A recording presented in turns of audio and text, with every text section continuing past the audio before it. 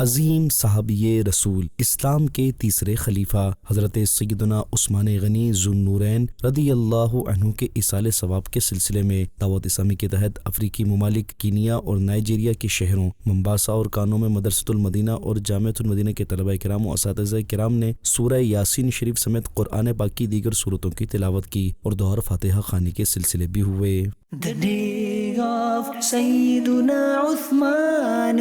Ghani Jami' al-Quran Uthman Ghani The day of Sayyiduna Uthman Ghani Jami' al-Quran Uthman Ghani۔